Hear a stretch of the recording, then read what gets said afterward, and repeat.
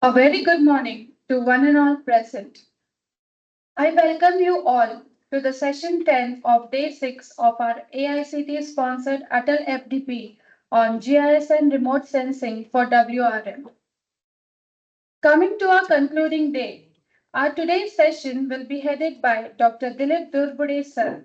I welcome you, sir. I also welcome all the dignitaries on stage. Let us get introduced to our today's speaker in brief. Dr. Dilip Durbude sir is currently serving as the professor and head at Faculty of IWDM, Valmi, Aurangabad. He has completed his BTech in Agricultural Engineering, ME in Soil and Water Conservation Engineering, and PhD in Hydrology. Some of his esteemed positions held previously includes Program Organizer at the Aga Khan Rural Support Program, Gujarat, Scientist B, Scientist C, Scientist D at National Institute of Hydrology, Roorkee, Senior Scientist at Central Soil and Water Conservation Training and Research Institute, MP, and Associate Professor at Valmi. His areas of training and research include runoff and erosion modeling, remote sensing and GIS applications in natural resources and watershed management, environmental impact assessment, integrated water resources management, watershed planning and management, soil and water conservation, and drought assessment. He is recognized with many awards and designations such as Member of BOS at VNAU Parbhani and Sanjeevani College, Kopargaon, Reviewer of International and National Journals, Joint Editor Journal of Hydrology of Indian Association of Hydrologists, Roorkee, Nodal Officer at SSAP Cell WRD for Maharashtra State, Representative of DG Valmi Aurangabad, Member of Technical Committee and Action Committee at Valmi Aurangabad. He was also the resource person at many FDPs across some renowned institutes. He was also the coordinator and convener at many trainings, projects, workshops, seminars, and conferences at international and national level. He has total 7 memberships for renowned professional societies. To his research domain, he has 12 international and 19 national journal publications with 22 international and 22 in national seminars and conference proceedings. Along with this, he has a total 7 number of book chapters to his credit.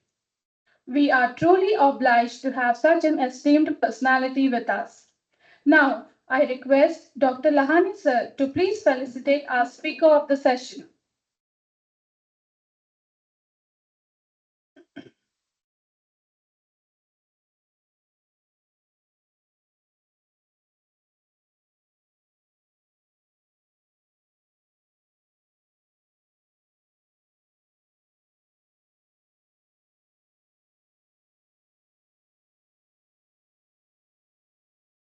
Today, Sir will be presiding our session and highlighting on the topic Reservoir Sedimentation Assessment with Remote Sensing and GIS. I kindly request Sir to please comment with the session.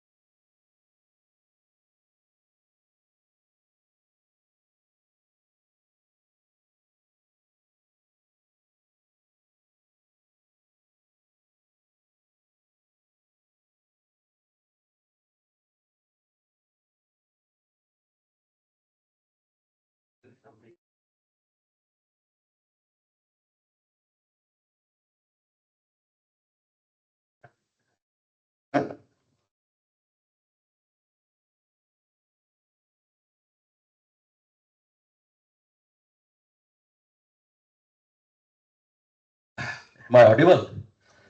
Very good morning.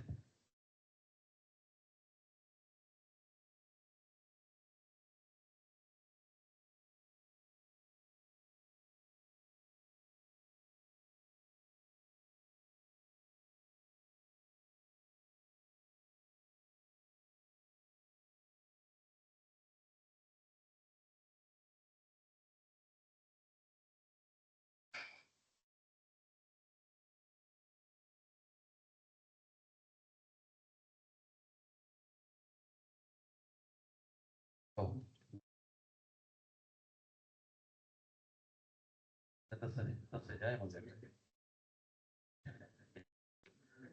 Right, right, right, right, right. हे बघा. PPT घेऊन केलं.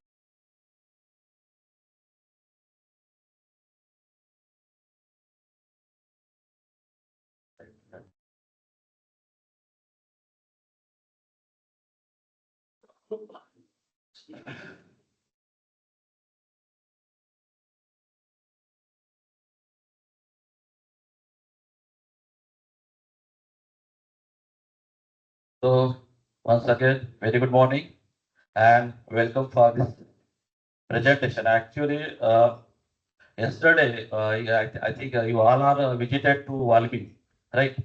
So in that session, I couldn't get the time to discuss with you or to interact with you. Uh, Actually, I had a presentation in the college also 3 4 times previously, and during this FTP, I interact with VJTI Mumbai, then Kopargaon also. So overall, as introduced I am Dr. Dilip Turgude. Uh, I am scientist. Actually, I work for the 16 year as a scientist for the National Institute of Hydrology, which is a premier institute of hydrology in India under the Ministry of Water Resources, River Development and Ganga Rejuvenation. Now it is a Ministry of Jal Shakti. Right from the 98, I had working with this topic, that is remote sensing and GIS. So 96 also, my demonstration of the project on remote sensing and GIS, but that time that software is not developed. It's a visual interpretation type. So we are working with the satellite CCT, satellite images. But now in government also, because it is a digitized map, it is a having a GIS capability and all of the techniques that we develop, and also it is a very interactable. That's why now it is a time to all our whatever the our resources work that should be used in the remote sensing and GIS. Government also policy that whatever the resource mapping or the resource data, that should be the under the platform of remote sensing and GIS. So I think during this 5 days FTP, you might be aware about remote sensing. What is remote sensing? What is GIS? What is GIT? How what purpose it is used? What is the what is the advantages? And I think you might be aware about all this. So I will not go in detail. Just I will glimpse about the briefing. What is in short, according to my views. Maybe you are doubt or maybe you are the fundamental or the principal things which I will try to clear up within a short time. Then I will focus on the main focus on the application because the application part is very important in the water resources. When you want to water resource management, which are the areas you can apply this technology? Because once you got the how to handle the software, how to procure the data, right? So once you got that, whatever the work you have to do, accordingly you have to go for the procurement of the data, which are the agencies where you can procure the data. After that, procurement, maybe you are giving the data that with the raw data or the process data. Had you note about this raw data? What is raw data? What is the process data? Right? Raw data means satellite image. Process data means it is a process. Actually, it is giving the land use perfect wise. Right? It is a classified map. So you will get the classified map. But how that classified map you are getting? What is the principle? What is the fundamental of that? You should know. Because whatever you are getting, that is exactly accurate or not. When you want to decide, you have to aware about this, how that data is given, how data is processed, how it is field verification, ground truthing. All these things you should be aware. Second thing, while procuring the data, you should be aware about the which type of data you have to procure, which data you have to go for the procurement. But for that purpose, you must be aware about that. What is your purpose? What you want to do? For example, if you want to work in the catchment area or the command area, whatever, right? So catchment area, what you want to do exactly? Do you want catchment area only? Then which satellite image you have to go? But in that area, you want the household, how many numbers of household? Minute part, micro planning. Then you have to go for the very final data. Spatial resolution. It is called the spatial resolution. So while procuring, you must be about which spatial resolution you require, which data you require. Why it is necessary? Because it is costing. When you want to want the 10-meter data, and if you want the 23-meter data, the cost will be increasing. So that thing should be clear. I think you are clear about this. While procuring the data, which data you have to go, which spatial resolution you have to go, what is your purpose? Because it is costing. It is directly your cost will be increasing according to the data type. So for that purpose, I will take a short snapshot about this. So introduction about the remote sensing and GIS technology. So in that, I will just introduce what is the principle behind this, what is the fundamental, what are the types of remote sensing, because there is no only optical remote sensing, but apart from that, there is optical remote sensing, microwave remote sensing, right? And hyperspectral remote sensing, multispectral remote sensing. There are so many things. So you should have the idea about this. We are the water resource person, being the civil engineer, we have to work with the optical remote sensing. So for that optical remote sensing, what sensor is needed, which data you have to procure. Second thing, what is the principle behind this remote sensing? Because it is all depend upon the reflectors characteristics. Because when you take the images, in that images, the reflectors is very necessary. How much energy is incident on the object, which you want the information, and how much it is reflected back. All depend upon the color composition. If it is a black body, then it will all the absorb. Reflection will be less. The percentage of reflection will be vary. If it is a white body, all rays will be reflected back. All energy will be reflected back. Now, what is the purpose of this? If you want to interpolation or if you want to process all the data in the computer mode, computer will not understand the color. It will not understand your black color or white color. What it will understand? The numbers, right? Computation is required the numbers. So you have to convert that color into the numbers. Conversion means the gray levels. There are the various gray levels. Our computer is a 8-bit computer. Then there will be 0 to 55 gray levels. Color code, right? So 0 to 55, how it will be assigned to the particular color? How computer will be assigned? How the sensor will be assigned? That all depend upon the reflectors characteristics. If white body is there, all the energy is reflected back. Means the color will be, or the digital number will be 255. If it is abstract completely, then it will be 0. Accordingly to when you have to map the water bodies, right?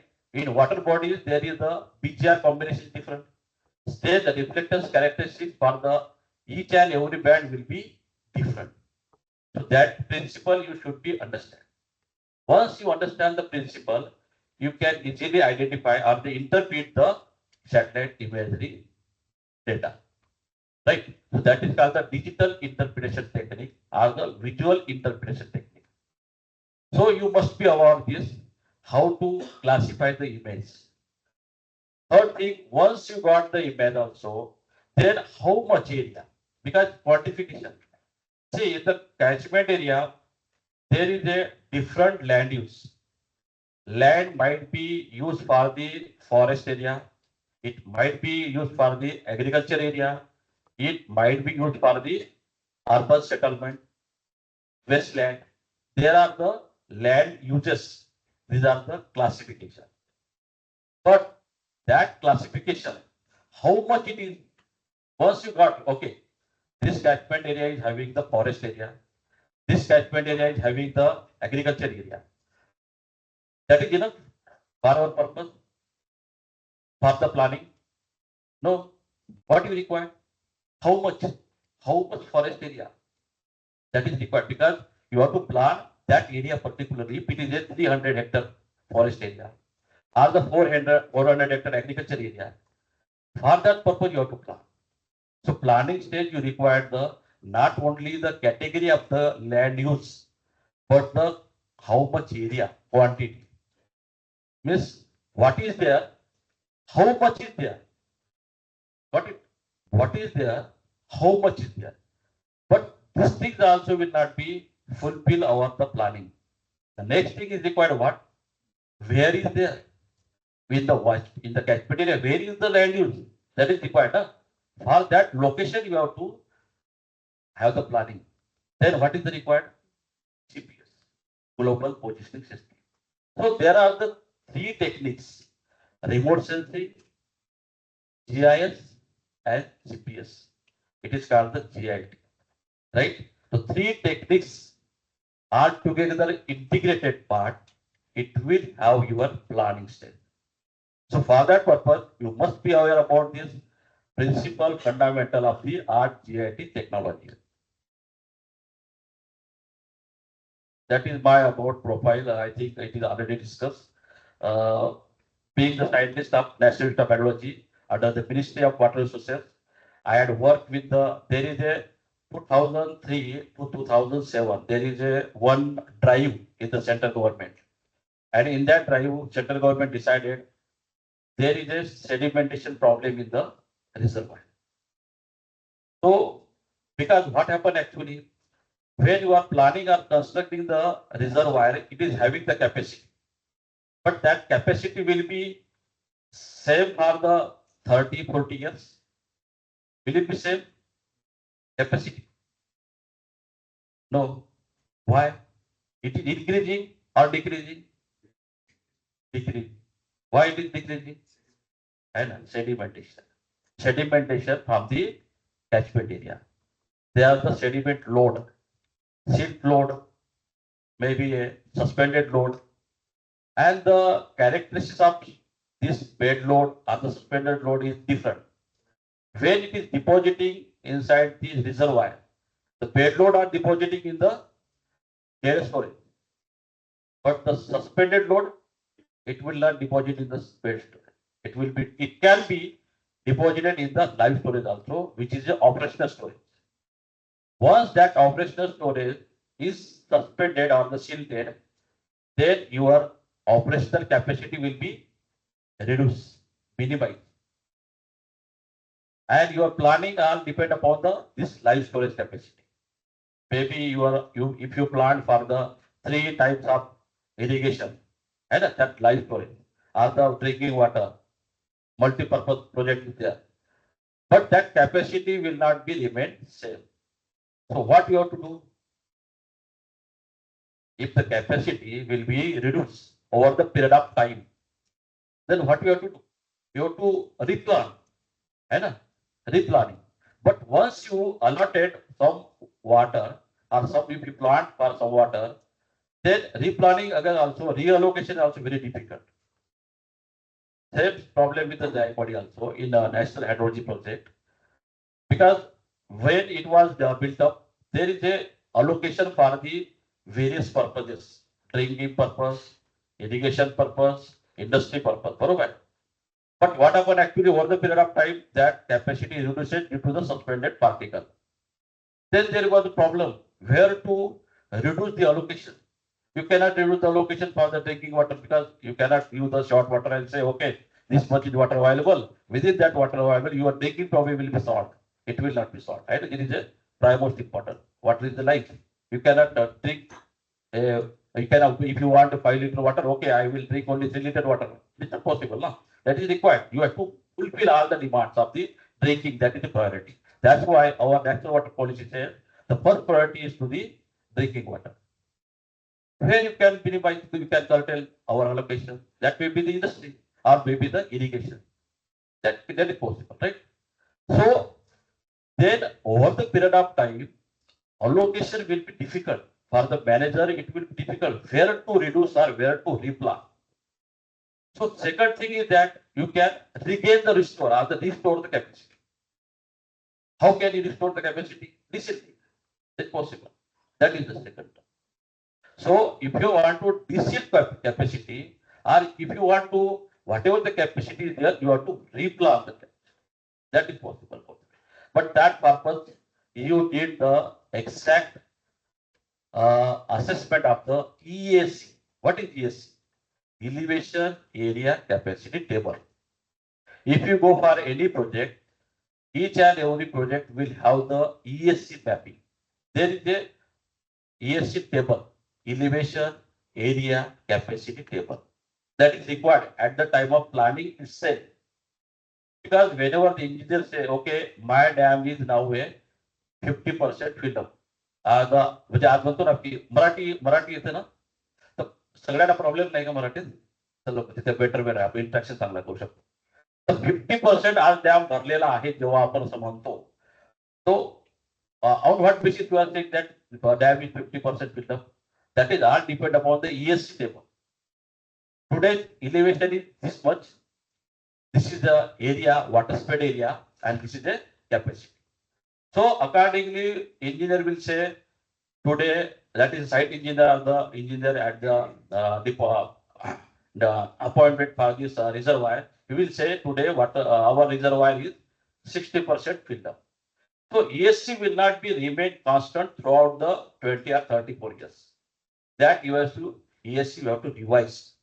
But what happened actually in the government, that ESC table is not revised after a 30-40 years also. Central government realized that what is happening there, how they are managing when there is ESC elevation area capacity are not revised, and they are still planning and giving the whatever thing they do. They are curtailing the then 1 or 2 irrigation. They are curtailing. They are not giving the water to the irrigation industry purpose, and in that way they are managing. But that is not the way. Actually, there is a norms or there is a circular from the central government also. After 10 years, each and 10 years, it should be revised ESC. Revision of the ESC table. So revision of the ESC table, then what you have to do? You have to compute this capacity, present capacity. Right? The present capacity, how can revise this present capacity? For that purpose, This remote sensing and GIS technique very much useful. When I was in NIH, National Institute of Hydrology, 98, that time, this that is called the digital image processing techniques for the reservoir capacity assessment or the assessment of the reservoir capacity using the digital image processing technique.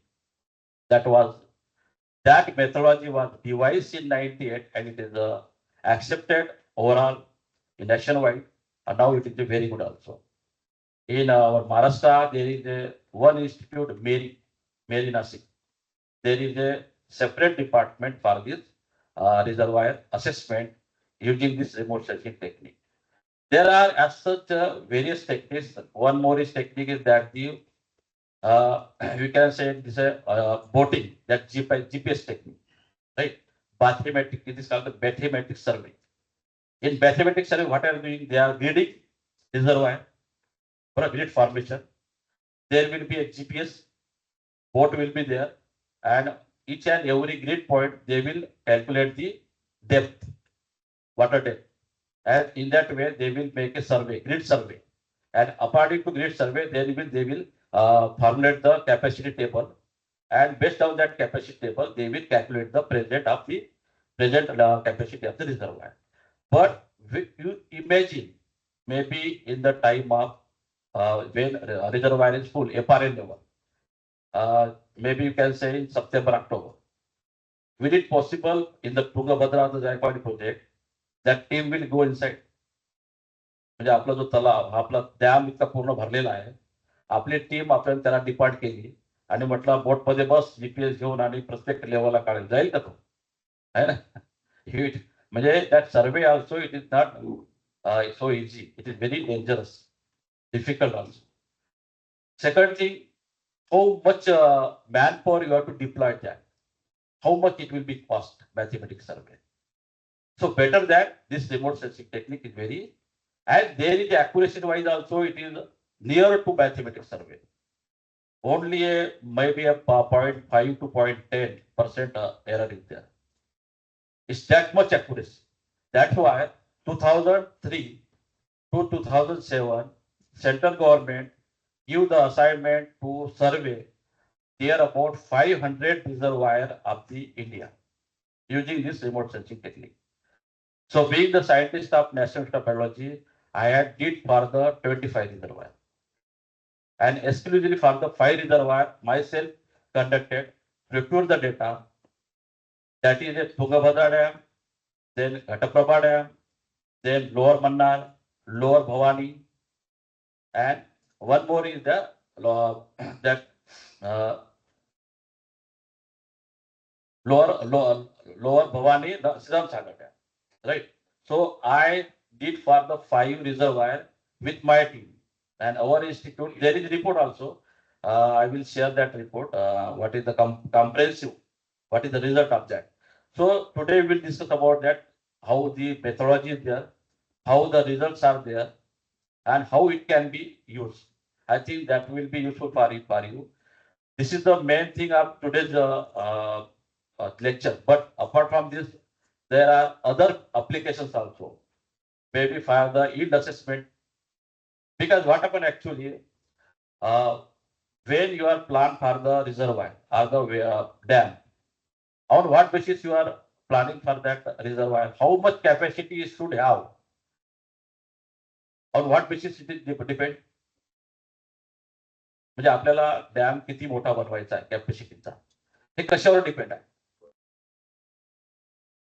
Yield किती आहे ना, yield किती आहे आपल्या catchment मधून, run off yield किती आहे, तोच आहे ना. पाणी तो साठवणार ना, आपण काही टँकरचं पाणी जाऊन तिथे टाकणार नाही आहे ना. आपल्याला जो इनपुट आहे रिझर्वायर मध्ये स्टोरेज करायचा, तो काय आहे?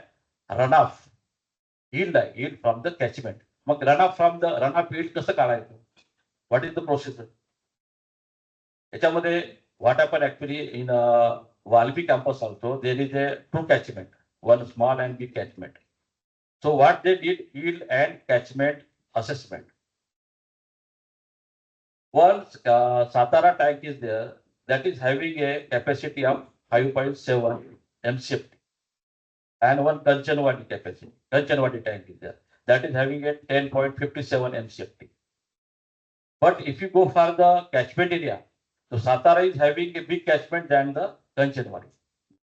When catchment is less, how big it should be? Why should it be big? Simple ना, म्हणजे आपलं तर कॅचमेंट छोटा आहे, त्याच्यापासून आपल्याला यील्ड मिळणार आहे आणि आपली कॅपॅसिटी मोठी आहे. तिथूनच आपल्याला समजून जाते की याच्यामध्ये काहीतरी गडबड झालेला आहे, प्लान झालेला आहे.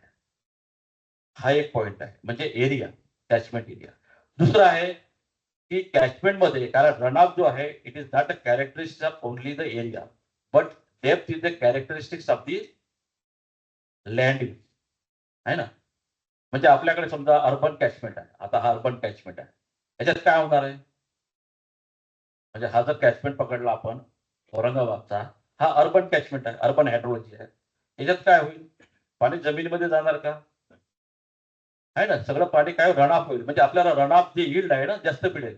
असा जर अर्बन कॅचमेंट असला तर आपला जो डॅम आहे हा मोठा कॅपॅसिटीचा आपण बनवू शकतो, कारण त्याच्यामध्ये काय आहे, तुम्हाला रनऑफ फीट जास्त मिळते. पण फॉरेस्टेड कॅचमेंट आहे, जंगल आहे, त्यात काय होईल, पाणी जो आहे जास्तीत जास्त इन्फिल्ट्रेशन होईल, जमिनीमध्ये जाईल आणि आपल्याला रनऑफ हा कमी मिळेल. म्हणजे पाऊस पडल्यानंतर तो किती रनऑफ होऊन आपल्या डॅम मध्ये येईल हे कशावर डिपेंड आहे, तुमच्या लँड यूजवर. मग तो लँड यूज सुद्धा तुम्हाला माहित पाहिजे ना, मग आपण ते कन्सिडर करतो का यील्ड काढताना, बरोबर.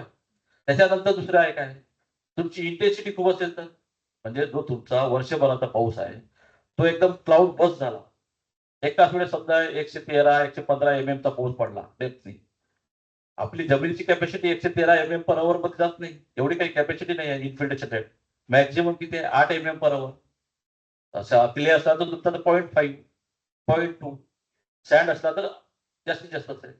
मग हा जर 108 MM चा पाऊस पडला, हा पाऊस कुठं जाणार, जमिनीत जाणारच नाही ना, जमिनीची कॅपॅसिटीच नाही ना, मग हा कुठे येईल, डॅम मध्ये येईल. याचा अर्थ काय झाला, तुमचा रनऑफ रेट एकदम वाढला, म्हणजे इंटेन्सिटी, बरोबर ना. रनऑफ म्हणजे बघा, रनऑफ काढत असताना आता आपण किती पण डिस्कस केलं, एरिया, त्याच्यानंतर लँड यूज, इंटेन्सिटी, बरोबर.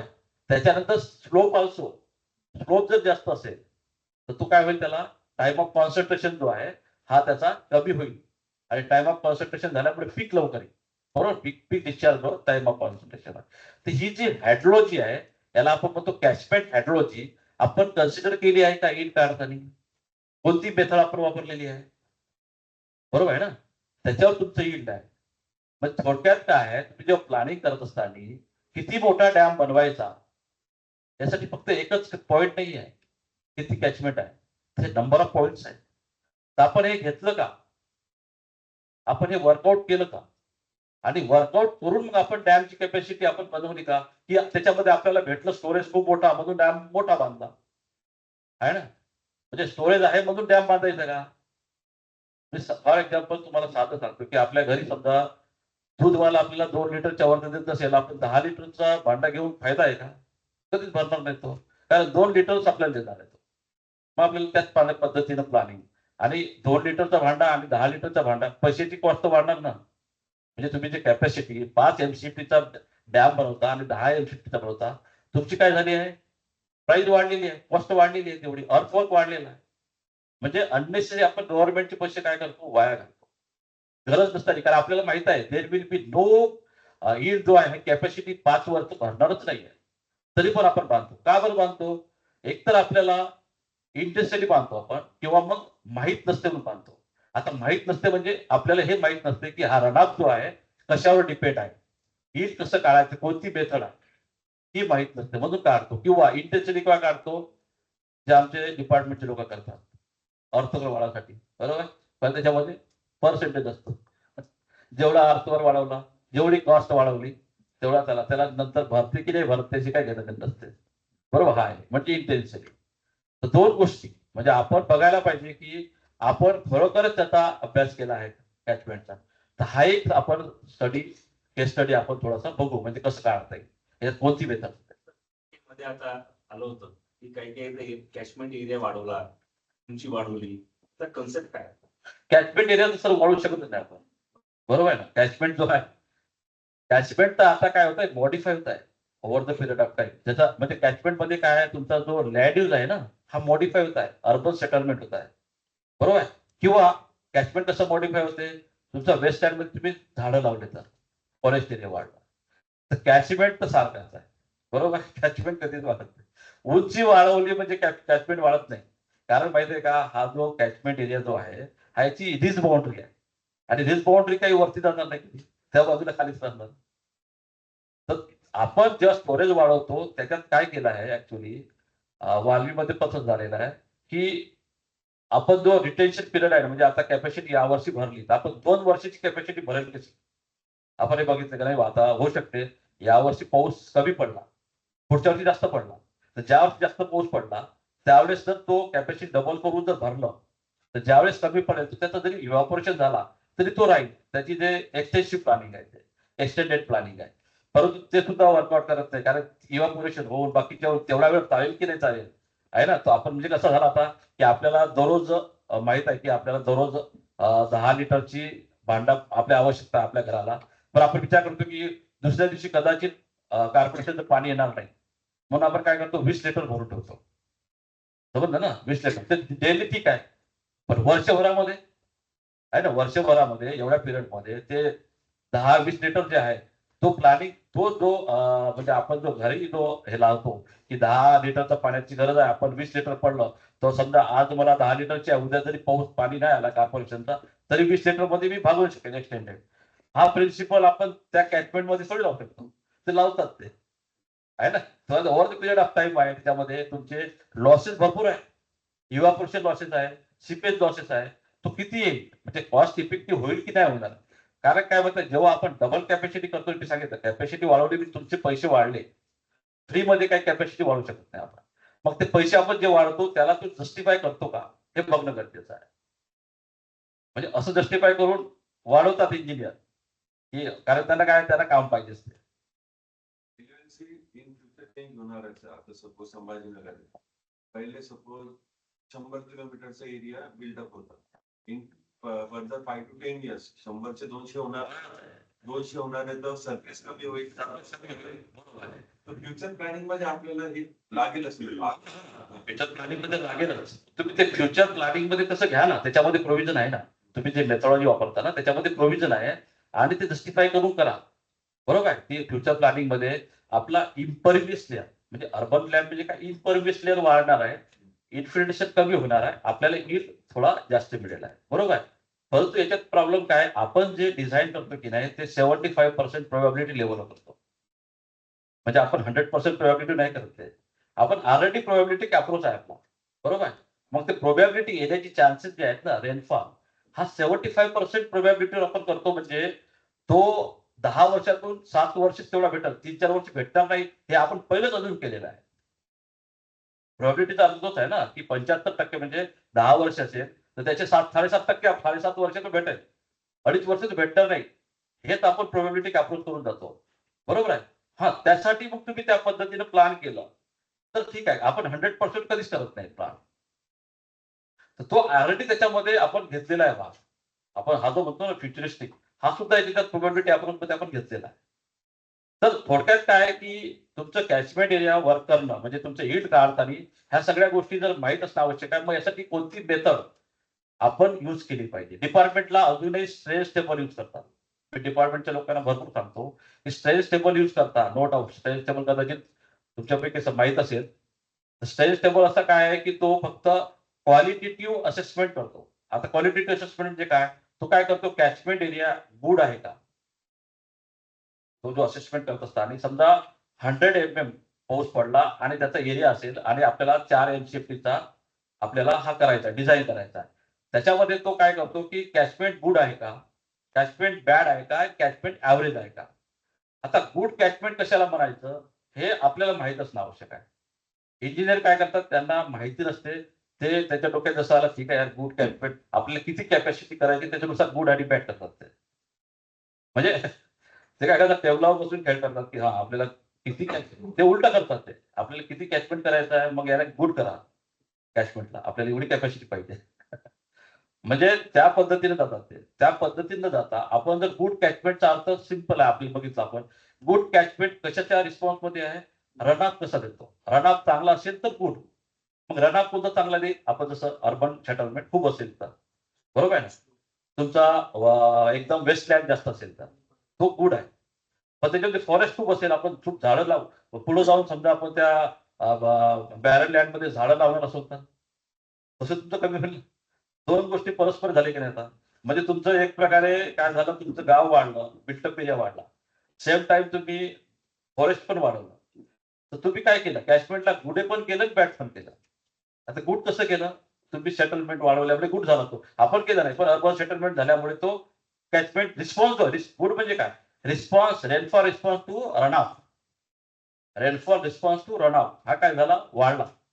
कारण जेवढा पाऊस पडला त्या अर्बन सेटलमेंटमध्ये सगळं काय झालं? वाहून गेला आणि आपल्या धरणाला मिळाला, रनऑफ झाला. परंतु जर आपण प्लांटेशन करून खूप फॉरेस्ट वाढवला, तेवढंच कमी झालं ना. रेनफॉल पडलेला पाऊस जमिनीमध्ये गेला, तो आपल्या धरणात नाही आला. म्हणजे जो बिल्टअप आपला जो वेस्टलँड होता, वेस्टलँडमध्ये आपण खूप झाडं लावले. आपण काय केलं? त्याला बॅड केलं ना. मग हा गुड, बॅड आणि ॲव्हरेज हा जो प्रकार आहे ना, आपल्याला त्या पूर्ण कॅचमेंट एरियामध्ये फिरून तो बघितल्याशिवाय होणार नाही. हा तर एक फॅक्टर झाला लँड विथ लँड कव्हरचा. दुसरा फॅक्टर आहे तुमचा आता क्ले सॉइल असेल. तर क्ले सॉइलचे कॅरेक्टरिस्टिक काय आहे? ऍब्सॉर्ब करत नाही आहे ना, रन ऑफ होते. आणि सँड असेल तर मग आपल्या कॅचमेंटमध्ये सॉइल स्ट्रक्चर कोणता आहे? तो महत्वाचा आहे. म्हणजे आपण एक पॉईंट घेऊन बघणार नाही. आपल्याला काय बघायला लागलं? लँड यूज, सॉइल टेक्स्चर, त्याच्या व्यतिरिक्त इंटेन्सिटी, रेनफॉलची इंटेन्सिटी कशी आहे, बरोबर आहे? त्या सगळ्या पॉइंटला घेऊन मग आपल्याला काढायला पाहिजे. आणि याच्यानुसार मग आपल्याला कॅचमेंट गुड आहे, बॅड आहे की ॲव्हरेज आहे हे कॅटेगराईज करायला पाहिजे. आणि मग स्टेज टेबल वापरा, नो प्रॉब्लेम. परंतु त्याच्यापेक्षाही वेगवेगळ्या मेथड्स अवेलेबल आहे, ज्या की ऑलरेडी ह्या घेतात. त्याला क्वालिटेटिव्ह नाही घेत, गुड बॅड अशी क्वालिटी नाही. तर त्याला ते काय करतात? ते क्वांटिफाय करतात. म्हणजे क्वांटिफिकेशन करून मग त्याला करतात ती. तर हा क्वांटिफाईड मॉडेल जर यूज केला तर हा बेटर देईल रिझल्ट. मग ते वापरायला पाहिजे. म्हणजे there are the huge number of rainfall run of model. Huge number कितीतरी आहे, असे कितीतरी मॉडेल्स आहेत. परंतु आपल्या एरियाला कोणतं सूट होते त्याच्यानुसार तो रेनफॉल रन ऑफ मॉडेल आपल्याला यूज करणं गरजेचं आहे. किंवा ऍटलिस्ट जो काही आपण मॉडेल म्हणजे काय?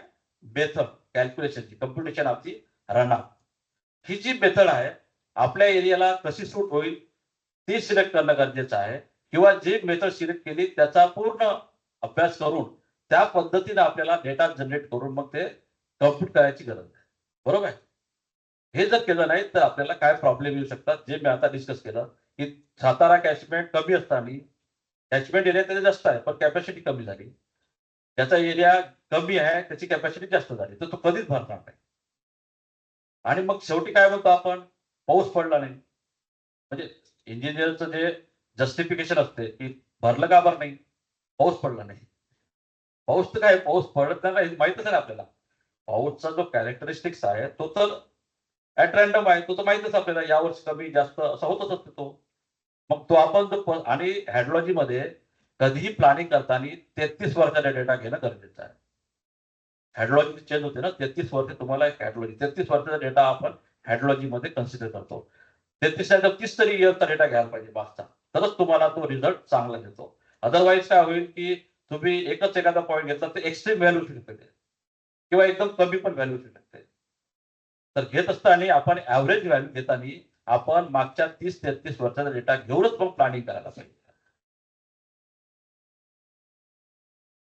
तर याच्यामध्ये मी काही प्रोजेक्ट केलेले आहेत त्याच्यासोबत जसे की ह्या जो सांगितलं आता आम्ही बेसलाईन स्टडीज केले आहे मेजर मिडियम इरिगेशन प्रोजेक्ट, त्याच्यामध्ये मला चांगला अनुभव आला. जस्ट यावर्षी आम्ही सबमिट केलेला आहे. नॅशनल वॉटर मिशन म्हणून आहे, national water mission new Delhi.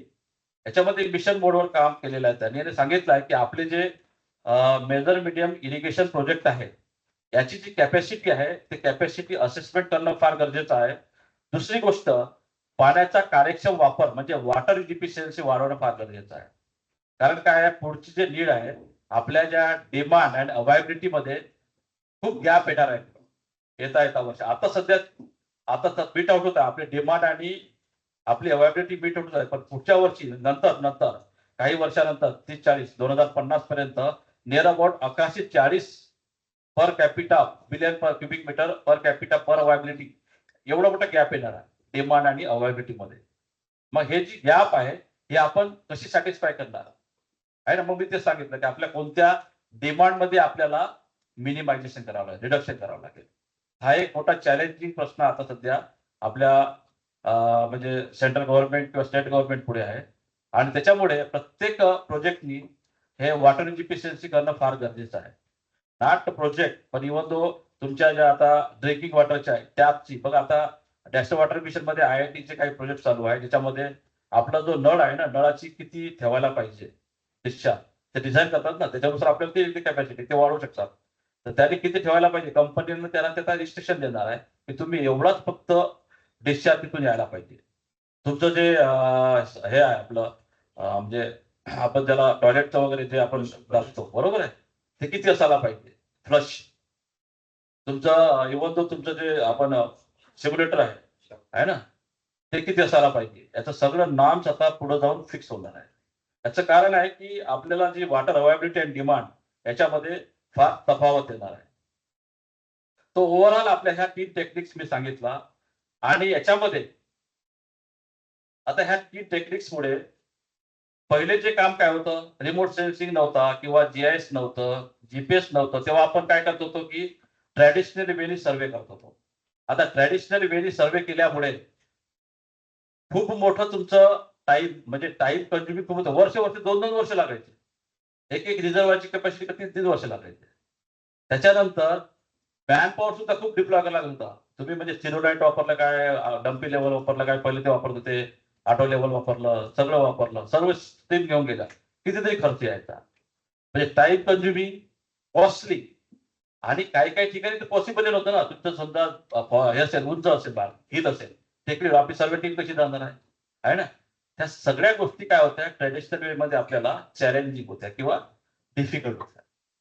परंतु ह्या 3 टेक्निक मुळे आता हे सगळे एक तर टाइम कंझ्युमिंग मध्ये कमी टाइम मध्ये लेस कॉस्ट मध्ये ह्या सगळ्या गोष्टी पॉसिबल झालेल्या आहे या 3 टेक्निकमुळे. म्हणून ही टेक्निक सध्या आता म्हणजे याच्यानंतरचा जो आपण म्हटलं सर्वेच्या ह्याच टेक्निक वापरणार आहे. नॉट ओनली वॉटर रिसोर्स मध्ये तर आहेत, पण आता सगळ्या गोष्टीमध्ये मायक्रो प्लान करायचं असेल तरी पण तुम्हाला या गोष्टी आवश्यक आहे. त्याच्यामुळे येणारा जो पिरियड आहे रिमोट सेन्सिंग आणि GIS याला खूप मोठा स्कोपेबल आहे. आणि डेटा काही खूप कॉस्टली राहिलेला नाही आता. तुम्हाला म्हणजे MRSAT म्हणून एक इन्स्टिट्यूट आहे, Maharashtra remote sensing application centre, MRSAT. याच्यामध्ये आपलं WRDचं टायअप पण झालेलं आहे. तर तुम्हाला म्हणजे कॅचमेंट एरिया समजा तुमचा नियर अबाउट 200 हेक्टर पर्यंत 300 हेक्टर पर्यंत जे कॅचमेंट एरिया असेल तर तुमचा 5-6 हजारात होईल. एक तुम्हाला मी दाखवत होते की आम्ही जे रिमोट सेन्सिंगचा डेटा प्रोक्युअर केला तो किती पैशात आहे. 5 आणि 7 हजारामध्ये तुमचं क्लासिफाईड डेटा मिळतो. क्लासिफाईड रॉ डेटा नाही, क्लासिफाईड, ज्याच्यामध्ये की तुमचं लँड कव्हर पण आहे, सॉइल टेक्स्चर मॅप पण आहे, लँड स्केप पण आहे, बरोबर आहे. सगळ्या डेटाचा लेअर तुम्हाला 5-7 हजारात मिळतो. MRSAT VNIT campus, south Ambazari road, Nagpur. याला तुम्ही कॉन्टॅक्ट करा. पूर्ण अख्ख्या महाराष्ट्राचा डेटा त्यांच्याकडे. त्याच्या व्यतिरिक्त जर तुम्हाला स्वतः क्लासिफाईड करायचं असेल तर त्यासाठी जी एजन्सी आहे NRC, national remote sensing centre, Balanagar, Hyderabad, बरोबर. सेंटर पहिले ते हे होतं एजन्सी होती, आता सेंटर झाला NRC. याच्यावरून तुम्हाला तिथं जायची गरज नाही, त्यांची वेबसाईट आहे, त्याच्यामध्ये तुम्ही डेटा प्रोड्यूस करू शकता, ब्राउजिंग करू शकता. तुमचा एरिया कोणता आहे त्यासाठी बघा, आपण जसं आता सर्वे ऑफ इंडियाचं काय करतो आपण लॅटिट्यूड लॉन्जिट्यूड घेतो आहे ना. या लॅटिट्यूड लॉन्जिट्यूडनुसार आपण सर्वे ऑफ इंडियाची टोपोशीट आहे ना 48M किंवा 48I अशी मागवतो. परंतु ह्याला मागवताना रो आणि पाथ, बरोबर तुम्हाला सांगितलं कदाचित आपल्याला जर डेटा मागायचा असेल तर रो आणि पाथ द्यावा लागते. तर त्या जो SOS सर्वे टोपोशीट आहे त्याच्या रिलेव्हन्स रो आणि पाथ किती आहे त्याच्यानुसार तो डेटा आपण ब्राउज करू शकतो आणि डेटा आपण प्रिपेअर करू शकतो NRC हैदराबाद मधून. रिमोट सेन्सिंग जे आहे तुम्हाला सगळं माहितीच आहे की रिमोट म्हणजे काय आणि सेन्सिंग म्हणजे याच्यामध्ये वेगवेगळे सेन्सेस आहेत. आणि मेन गोष्ट म्हणजे हे तुम्हाला सांगतो व्हॉट, हाऊ आणि व्हाय. याचे जे आन्सर असेल तर ही टेक्निक देऊ शकते. तुम्हाला काय पाहिजे आहे, how it can be use and why it is use. कारण लार्ज एरिया जो आहे ना, जर आपल्याला कव्हर करायचा असेल, आपण जर याने गेलं आपल्या ट्रॅडिशनल वेने ती खूप खर्चिक होते. परंतु याचे जे सिनाप्टिक कव्हरेज आहे, सॅटेलाइट तुम्ही बघितलं सिनाप्टिक कव्हरेज किती मोठा आहे. एका वेळेस तो कितीतरी एरिया आपल्याला कव्हर करून सॅटेलाइट इमेज देऊ शकते. त्याला आपण म्हणतो सिनाप्टिक कव्हरेज. आता सिनाप्टिक कव्हरेज घेत असताना सुद्धा प्रत्येक सॅटेलाइटचा सिनाप्टिक कव्हरेज वेगवेगळा आहे. एका इमेजमध्ये काही इमेजेस असे आहे की ज्याचा जो कव्हरेज जो आहे तो आपण सॅटेलाइट नुसार तो चेंज होते. तर आपल्याला माहित पाहिजे की कोणता घ्यायचा आपल्याला. तर त्यासाठी रिझोल्युशन आहे ते फार महत्वाचे, जे की आपण आता पुढे बघणार आहोत. आणि याच्यामध्ये सेन्सर आणि प्लॅटफॉर्म हे वेगवेगळे सेन्सर्स आहेत. इव्हन जो ग्राउंड बेस्ड प्लॅटफॉर्म आहे, एअर बेस्ड प्लॅटफॉर्म आहे, त्याच्यानंतर तुमचे सॅटेलाइट इमेज आहेत. बरोबर, हे वेगवेगळे सॅटेलाइट तुम्हाला प्लॅटफॉर्म्स आहेत. आणि याच्यामध्ये पॅसिव्ह ऍक्टिव्ह सेन्सर आहे. त्याच्यामुळे आपण जे रडार आहे किंवा लेझर आहे, त्याच्यानंतर रेडिओमॅट्रिक आहे, ते ग्राउंड सर्वेसाठी रेडिओमॅट्रिक आहे. बरोबर, त्या पद्धतीचे हे वेगवेगळे सेन्सर्स आहेत. आणि आपलं जे आहे ते 98 मध्ये आपलं इंडियन सॅटेलाइट लॉन्च झालं, ते Indian remote sensing IRS 1A. बरोबर, हा 98 पासून आपलं सुरू झालं. तर तुम्हाला डेटा जो आहे IRSचा डेटा तुम्हाला 89 पासून भेटू शकते.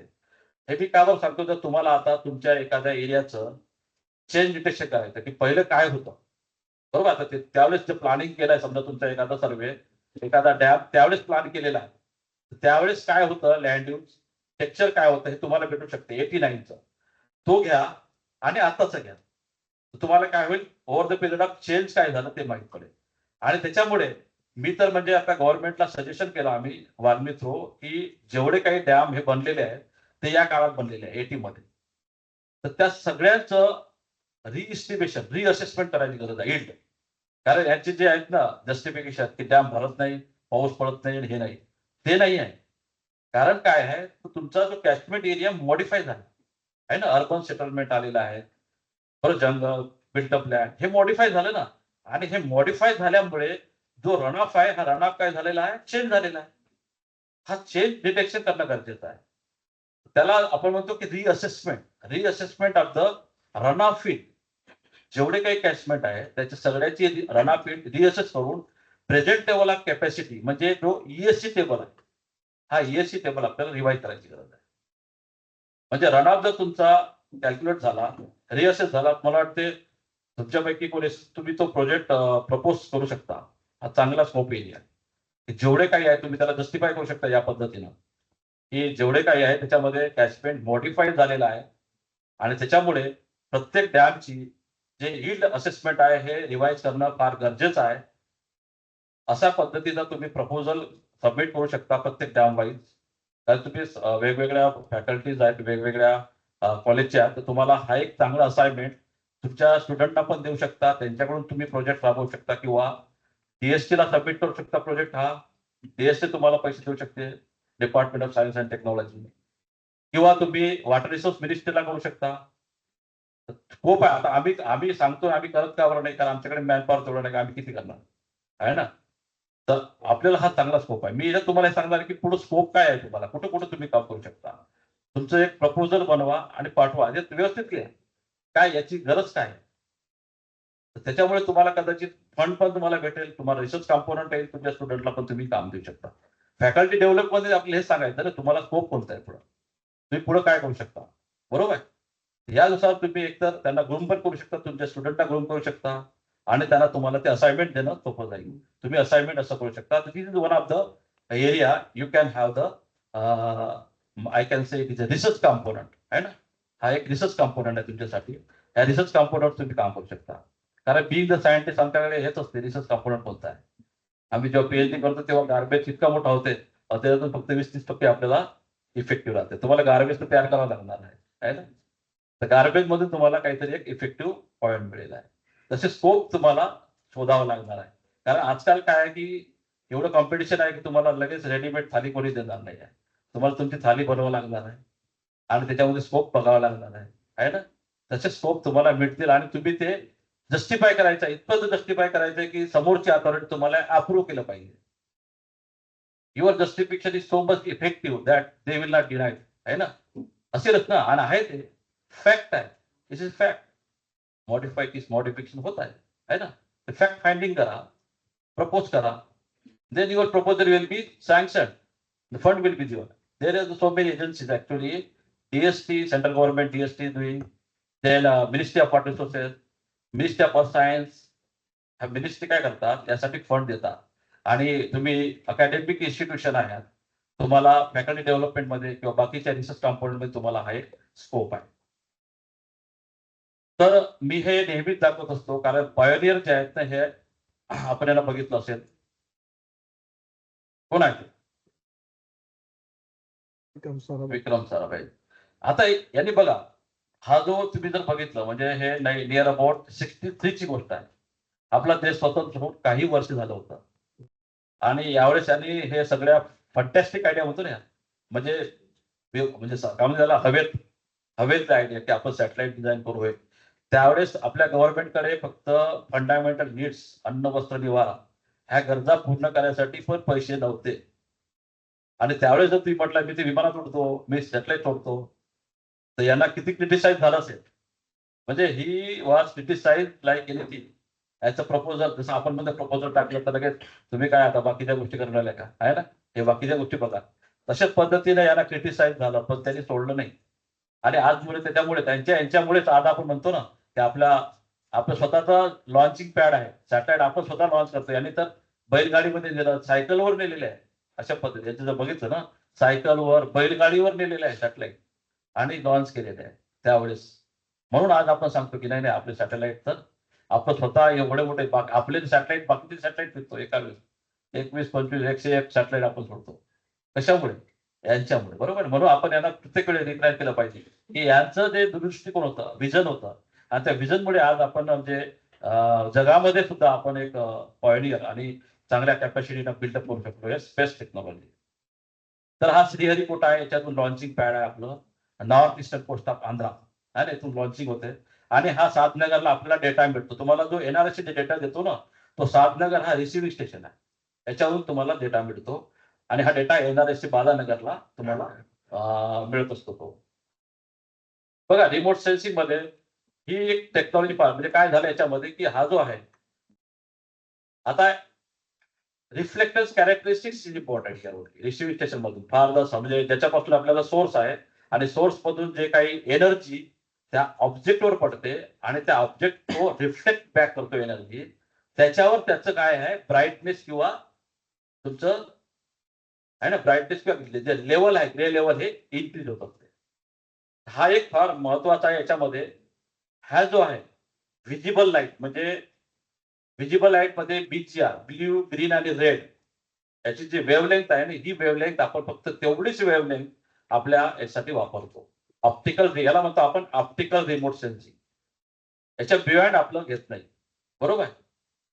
तर याच्यामध्ये जर हे घेतलं, याला मल्टी डेटा म्हणतो आपण. तर ही जी रेंज आहे 0.4 टू 0.7 मायक्रोमीटर. आता याचा यूज काय आहे बघा, याचा यूज फार महत्वाचा आहे. आता हा जे इथं बघितलं तुम्ही की रिफ्लेक्टन्स, बरोबर आहे. आता रिफ्लेक्टन्स जे कॅरेक्टरिस्टिक्स आहेत EMR, तर रिफ्लेक्टन्स कसं होतं याच्यामध्ये, colour seen is reflected, colour not seen absorb. आता कलर सीन कोणता आहे? White. Colour not seen black, पूर्ण ऍब्झॉर्ब होते. आणि याच्यापासून मग DN व्हॅल्यू क्रिएट होते, डिजिटल नंबर्स. आणि हे डिजिटल नंबर्स तुम्हाला बघता येतात. तुम्ही जर जीआयचा सॅटेलाइट बघितलं, आपण बघू की कसं बघता येतं. एलबीस सॉफ्टवेअर तुम्ही बघितलंय का? सॉफ्टवेअर मध्ये आपल्याला जे गेलं तर त्याच्यामध्ये एडिटिंग कंपोनंट आहे, त्याच्यामध्ये आपल्याला ग्रेचं व्हॅल्यू कळते. कम्प्युटरमध्ये आपण ती व्हॅल्यू बघू शकतो त्याला किती आहे, म्हणजे त्याला किती असाइन केलेलं आहे, 56 असाइन केलेलं आहे की 138 असाइन केलेलं आहे. तर ती व्हॅल्यू असाइन होणं फार महत्वाचं आहे ग्रीडला. हा जो कॅरेक्टरिस्टिक्स आहे तर बघितलं असं तुम्हाला, ही जे आहे बघा आता, ही blue, green, red, near infrared and mid infrared हे वेव्हलेंथ आहे. आणि हा रिफ्लेक्टन्स आहे. वॉटर बॉडीज बघा, वॉटर बॉडीज कशी करता येईल. वॉटर बॉडीज ब्ल्यू, ग्रीन मध्ये याचा रिफ्लेक्टन्स ठीकठाक आहे, परंतु नियर इन्फ्रारेड मध्ये ही याचा रिफ्लेक्टन्स 0 होऊन जाते, म्हणजे ही ऍब्झॉर्ब होते.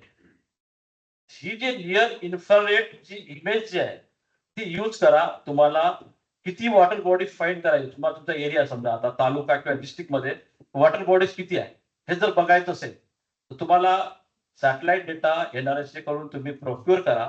त्याच्यामध्ये 4 बँडचा डेटा आहे, कोणताही तुम्ही जे घेतला तर त्याच्यामध्ये तुम्हाला हा blue band, green band, red band आणि नियर इन्फ्रारेड. हा नियर इन्फ्रारेडची इमेज घ्या, तुम्हाला लगेच नंबर ऑफ वॉटर बॉडी तुम्हाला डिलिनेट करता येते आणि सांगता येते की या तालुक्यामध्ये किंवा या जिल्ह्यामध्ये एवढ्या वॉटर बॉडीज आहेत. बरोबर, एवढ्या वॉटर बॉडीज आहेत. म्हणजे तुम्हाला तुमचा जरी प्लॅन असेल की तुमच्या एरियामध्ये आता सेन्सस पण चालू आहे ना, म्हणजे आपल्या ministry of soil and water census निघालेला आहे की आपल्या महाराष्ट्रात किती वॉटर बॉडीज आहेत. आता आता सेकंड सेन्सस होणार आहे, म्हणजे किती क्रिएट केलेल्या वॉटर बॉडी ह्या सुद्धा आपल्याला क्वांटिफाय करता येते आणि याला खूप वेळ लागत नाही. तुम्हाला जर डेटा घेतला लगेच एका दिवसात तुम्हाला माहित पडते की वॉटर बॉडी किती आहे. तर नियर इन्फ्रारेड डेटा घेतला ते तुमचं कामच झालं. या पद्धतीने याचा हा जो रिफ्लेक्टन्स कॅरेक्टरिस्टिक फार महत्वाचा आहे. सॉइल पाहिजे असेल तर सॉइलचं बघा रिफ्लेक्टन्स कसं आहे, तर तुम्हाला मिड इन्फ्रारेडला जावं लागेल, ड्रायला वेगळं जावं लागेल, ग्रीनला वेगळं जावं लागेल. हे जे कॅरेक्टरिस्टिक्स आहे ना हे या सगळ्या याच्यावर डिपेंड आहे, रिफ्लेक्टन्स कॅरेक्टरिस्टिक्सवर. तर त्याच्यानुसार मग तुम्हाला वेगवेगळे इंडायसेस आहे. NWDI तुम्ही नाव ऐकलं असेल, नॉर्मलाइज डिफरन्स व्हेजिटेटिव्ह इंडेक्स, बरोबर आहे. Normalise difference NWDI, normalise wetness index, हे वेगवेगळे इंडेक्सिस केलेले आहेत. ह्या सगळ्यांचे रेशिओ बनवून, बरोबर आहे, हे तुम्हाला वापरायचे आहे. ते वापरलं की तुम्हाला जे पाहिजे, तुम्हाला कोणतं पाहिजे आहे, तुमचं यूज काय आहे, तुम्हाला त्याच्यामध्ये समजा वॉटरचे पिक्सल किती आहे, नंबर ऑफ पिक्सल्स काढायचे ते सुद्धा तुम्हाला काढता येईल. त्याच्यामध्ये मी पहिल्यांदा बोललो की रिझोल्युशन फार महत्वाचं. तुम्हाला रिझोल्युशन माहित झालंय का? म्हणजे वेगवेगळ्या सॅटेलाइटचे वेगवेगळे रिझोल्युशन आहे, बरोबर. 1B 1C आहे ना, परंतु रिझोल्युशन मध्ये कोणता डेटा घ्यायचा हे फार महत्वाचं आहे. तर त्यासाठी हे जे स्पेशल, स्पेक्ट्रल, रेडिओमेट्रिक अँड टेम्पोरल, तुम्हाला स्पेशल रिझोल्युशन सांगितलं असेल, स्पेक्ट्रल रिझोल्युशन सांगितलं असेल आणि रेडिओमेट्रिक रिझोल्युशन. आता स्पेक्ट्रल आणि रेडिओमेट्रिक रिझोल्युशन मध्ये एक नवीन कंपोनंट आलाय, कदाचित तुम्हाला माहिती असेल, हायपर स्पेक्ट्रल रिमोट सेन्सिंग. ऐकलंय तुम्ही? आता सध्या तो युग येणार आहे हायपर स्पेक्ट्रलचा. Chandrayaan 1 Chandrayaan 2 मध्ये जे हायपेरियन बॉन्ड्स आहे, तुम्हाला बाकी सांगितलं असेल, कदाचित हा मला माहित होतं की सांगितलं असेल कदाचित. हायपेरियन बॉन्ड आहे, याच्यामध्ये जे बँड आहे हायपेरियन, याच्यामध्ये जे त्याचं रिफ्लेक्टर्स आतापर्यंत आपल्याला 0 to 255 होतं, बरोबर आहे, हे 1600 पर्यंत जाणार आहे. म्हणजे याचा अर्थ काय झालाय, 1600 बँड लेवल एवढी तुमची येणार आहे एका याच्यामध्ये. 1600 जर तुम्हाला म्हणजे कलर झाले नाही, कलर जर 1600 झाले आणि 255 झाले तर तुम्हाला फायनाईट कुठे माहिती पडेल? 1600 मध्ये, कारण याच्यामध्ये क्लास खूप आहे ना, 1600 क्लासेस आहे, याच्यामध्ये फक्त 255 आहे. तर आता हायपरस्पेक्ट्रल रिमोट सेन्सिंग असं चॅलेंज करते किंवा असं क्लेम करते की जर मेटल, म्हणजे आता काय झालं की आपल्याला जे कोल माइन्स आहे, म्हणजे कोल माइन्स किंवा तुमचं गोल्ड माइन्स आहे, गोल्ड माइन फेल्युअर का होतात? कारण ते काहीच माहित नसते की याच्यापासून आपल्याला सोना किती मिळणार आहे. आपण त्याला जातो सोना मिळणार आहे, परंतु आपला कॉस्ट आणि सोना याची जर बघितलं असं वाटतं की बंद केलेलं बरं, खूप कॉस्ट येत आहे. तर याच्या पहिले जर त्याचं प्रेडिक्शन असतं तर किती मिळू शकते अंदाज, बरोबर आहे ना. तर मेटल डिटेक्शनची जी कॅपॅसिटी आहे त्या हायपर स्पेक्ट्रम मध्ये खूप जास्त. तुम्हाला मेटल डिटेक्शन सुद्धा करू शकते छोटा. आतापर्यंत आपण काय बघितलं, तुमचं लँड मध्ये मोठे म्हणजे बघितले किंवा तुमचं हाऊसेस बघितले, बरोबर, प्लॉट बघितला, परंतु मेटल एकदम छोटा मायन्यूट आपल्या ऑप्टिकल रिमोट सेन्सिंग शक्य नाही. म्हणजे इव्हन दो असे चॅलेंज करतात की तुमच्या म्हणजे नाकातली नथनी समजा जमिनीत पडली, जमिनीवर कुठेतरी असेल, ते डिटेक्शन करायची कॅपॅबिलिटी जी आहे त्या हायपरस्पेक्ट्रल रिमोट सेन्सिंग मध्ये आहे. नथनी, that much micro detection possible due to this hyperspectral remote sensing, Hyperion band, बरोबर. ह्या पद्धतीचं स्पेक्ट्रल रिझोल्युशन फार महत्वाचं आहे. त्याच्यामध्ये स्पेक्ट्रल रिझोल्युशनचं काम आहे. तुम्हाला सगळं माहित पाहिजे की स्पेशल रिझोल्युशन आपल्याला आता कोणता डेटा घ्यायचा. जर मला समजा आता याच्यात वेगवेगळ्या डेटा दिलेला आहे, मला घरं मापायचे असेल तर वेगळा डेटा घ्यावा लागेल, परंतु मला फक्त एरिया पाहिजे असेल, कॅचमेंट एरिया किंवा गावाचा एरिया पाहिजे असेल तर एवढा मायन्यूटला जाऊन फायदा नाही. मी काय करतो कोर्स डेटा घेऊ शकतो किंवा याच्यामध्ये जो दिलेला आहे 72 मीटरचा लिस्ट वन डेटाने मला काम चालून जाईल. परंतु मला जर पान क्रोमॅटिक डेटा घ्यायचा असेल, कारण याची बघा पान क्रोमॅटिक डेटाची एक सॅटेलाइटची कव्हरेज हा कमी होईल, कारण याचा काय आहे रेझोल्युशन वाढला आहे. कव्हरेज 5-5 मीटरचं म्हणजे हा टेबल सुद्धा आयडेंटिफाय करू शकतो आहे ना. या लेवलवर तुमचा आयकॉनिक डेटा आहे, आयकॉनिक डेटा जो आहे हा टेबल सुद्धा मॉनिटर करू शकतो. मग आता जर एवढं असेल तर याचं एरिया कव्हरेज कमी असेल ना, आहे ना, त्याचं सिनॉप्टिक कव्हरेज कमी असेल. म्हणजे सध्या आपल्याला आता हा कॅम्पससाठी लिस्ट वनचा 2 इमेज पाहिजे असेल तर पान क्रोमॅटिकचे मला 10 इमेज पाहिजे, बरोबर आहे ना. तर मग इमेज वाढली म्हणजे माझा खर्च वाढला. मग आता माझा जर पर्पज फक्त या एरियाचं एरिया मापाचं असेल या कॅम्पसचं आणि मी पान क्रोमॅटिकला जाऊन चालेल का? तो माझं काम लिस्ट मध्ये पण होऊ शकतो आहे ना. मग त्यासाठी मला आवश्यक आहे काही माहिती की माझा पर्पज काय आहे आणि डेटा कोणता प्रिपेअर, म्हणजे चांगला डेटा आहे म्हणून तो प्रिपेअर करायचा, त्याला काय अर्थ नाही. माझा पर्पज काय आहे त्याच्यानुसार डेटा प्रोक्युरमेंट करणं गरजेचं आहे, कारण ते आपल्या कॉस्टवर परिणाम करतो, आपल्याला खर्च किती येणार आहे याच्यावर परिणाम करतो. त्याच्यामुळे तुम्ही जे प्रोजेक्ट घेणार तेव्हा तुम्ही सुद्धा डिसाईड करा की तुम्हाला तुमचं काम कोणतं आहे, त्याच्यानुसार तुम्ही डेटा प्रोक्युअर करा. डेटा प्रोक्युअर केला तुम्ही जो ऑर्डर देणार तुम्हाला मिळणार, तुम्हाला तेवढे पैसे लावणार तो.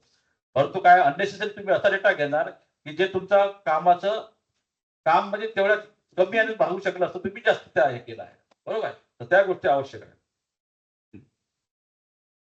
त्याच्यानंतर हे बघा आता मी सांगितलं पान क्रोमॅटिक, मल्टीस्पेक्टर आणि हायपरस्पेक्टर, याच्यात बघा किती मोठा आहे फरक. म्हणजे पान क्रोमॅटिक डेटा जो आहे तो सिंगल आहे, मल्टीस्पेक्ट मध्ये चार बँड आहेत, हायपरस्पेक्टर मध्ये नंबर ऑफ ह्यूज बँड आहे. तर या पद्धतीने तुम्हाला कोणता डेटा घ्यायचा हे पण महत्वाचं आहे. म्हणजे ओनली स्पेशल रिझोल्युशन नाही तर हे स्पेक्टर रिझोल्युशन याची सुद्धा चॉईस तुम्हाला माहित पाहिजे. स्पेशल रिझोल्युशन तुम्हाला माहित झालं, पण स्पेक्टर रिझोल्युशन कोणता डेटा घ्यायचा, एमएसएस ला जायचं का, पान क्रोमॅटिक जायचा, इक्रो डेटा घ्यायचा का, आयआरएस डेटा कोणता घ्यायचा, P6 घ्यायचा का, 5 घ्यायचा का, कोणता घ्यायचा, कारण त्या प्रत्येकाची कॉस्ट ही व्हॅरी होते. त्याच्यानंतर तुमचं स्पेक्टर रिझोल्युशन. आता स्पेक्टर रिझोल्युशन कलर कॉम्बिनेशन बघा किती मोठे वेगवेगळे स्पेक्टर रिझोल्युशन आहे, बरोबर आहे. ते सुद्धा तुमचं डिपेंड करते की तुम्हाला तुमचं पर्पज काय आहे. याच्यामध्ये तुम्हाला क्लिअर कट दिसेल, हा बघा हा आणि हा स्पेक्टर, याच्यामध्ये क्लॅरिटी जास्त आहे, पण तुम्हाला नेमकं काय आहे, तुम्हाला पर्पज काय आहे तो महत्वाचा. याच्यामध्ये आता 8 bit grey shade, 1 bit 8 bit, याच्यामध्ये तुम्हाला समजा फक्त आयडेंटिफाय करायचे आहे की यांचे कुठं कुठं म्हणजे काय आहे बा, एवढंच फक्त. परंतु यामध्ये तुम्हाला समजा होऊ शकते की मेजरमेंट हे पण करायचं असेल यांचं थोडा वेगळं ठरला, म्हणजे मूछ आहे पण केस किती आहे, बरोबर ना. म्हणजे तुम्हाला तो डेट तुम्हाला फक्त आहे की नाही बघायचं असेल एवढंच चालून द्या, आहे हो आहे किंवा नाही जर एवढं नाही. मग तुम्हाला मेजर करायचं असेल तर मग याला जावं लागेल, काय तर खर्च वाढेल, बरोबर आहे ना.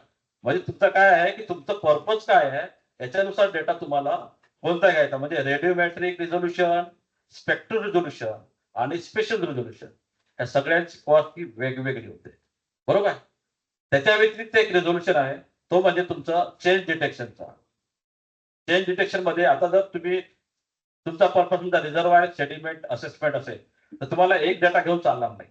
वर्षभरामध्ये तुम्हाला ऍटलिस्ट 8 डेटा घ्यावा लागेल, आहे ना. 8 डेटा म्हणजे काय झालं ते टेम्पोरल रिझोल्युशन.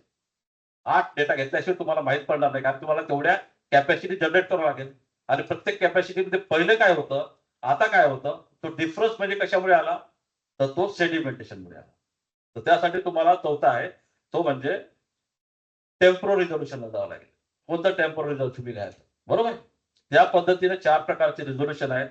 थोडक्यात तुम्हाला सांगितलं, तुम्हाला बाकी हे माहित असेल इमेज इंटरप्रिटेशन वगैरे.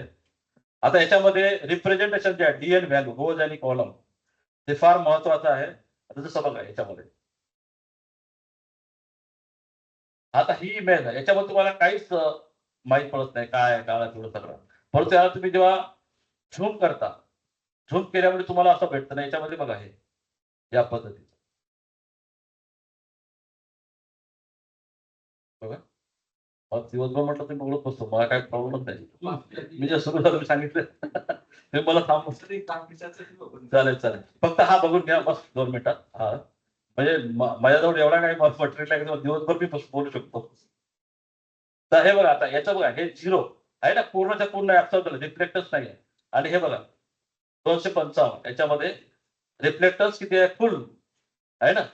तर ही जी व्हॅल्यू आहे ना, ही कम्प्युटर तुम्हाला दिसते, ही दिसते. आता ही दिसल्यामुळे तुम्हाला चेन डिटेक्शन किंवा तुम्हाला कम्प्युटेशन जे आहे, कम्प्युटेशन याला सोपं होईल ना, यानं होणार नाही. कम्प्युटर हे काही ओळखणार नाही. परंतु हे जर माहिती मिळाली कम्प्युटरला तर आहे ना, चेन डिटेक्शन म्हणजे मायनस करायला त्याला बरोबर.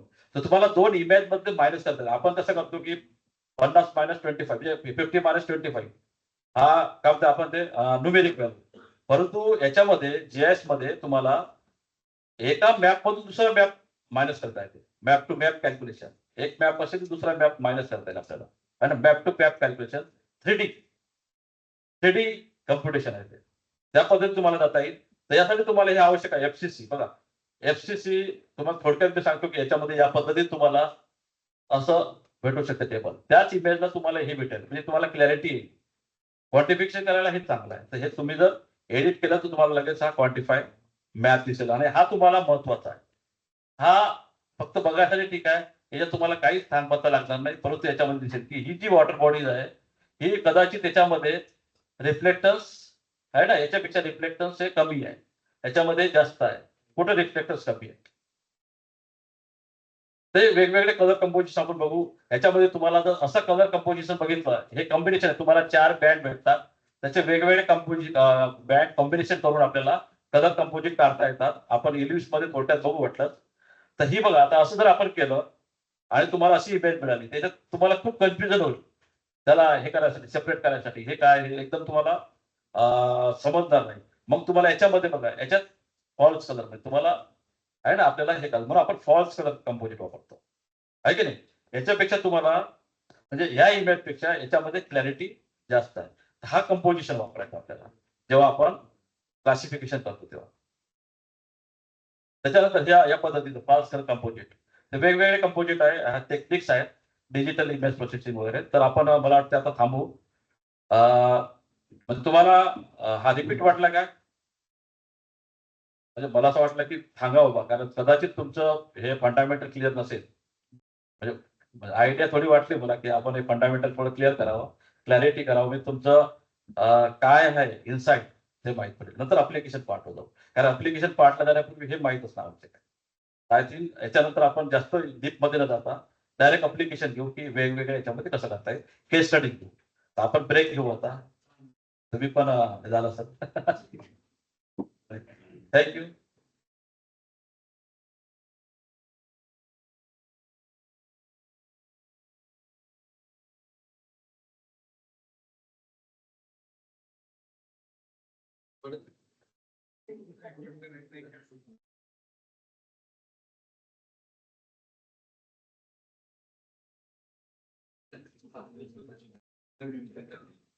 मध्ये पण सांगितलं तुम्हाला एवढे सब्जेक्ट एवढे आणि केले उद्या पुढे हे काय आहे ते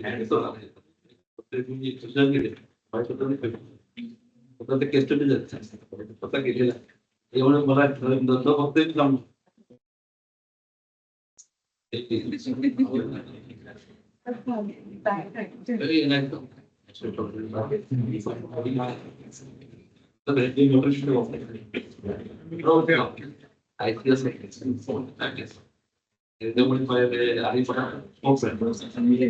तर आता इथून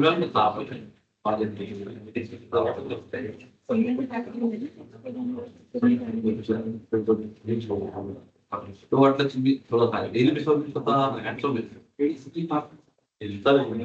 तर मी आणखी तर 5 दिवसात पोहोचतो. त्यांना मी सगळं सांगतो की तुम्हाला हॅट्स ऑफ मी ते एका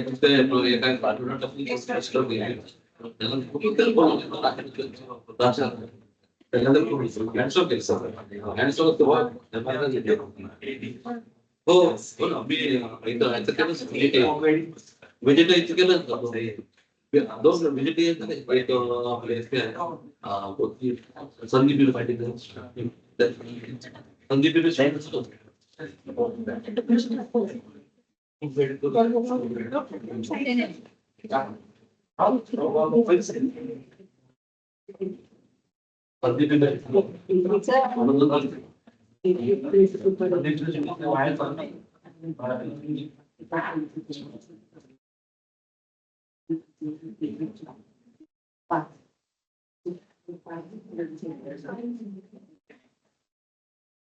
तर मला एकदम हा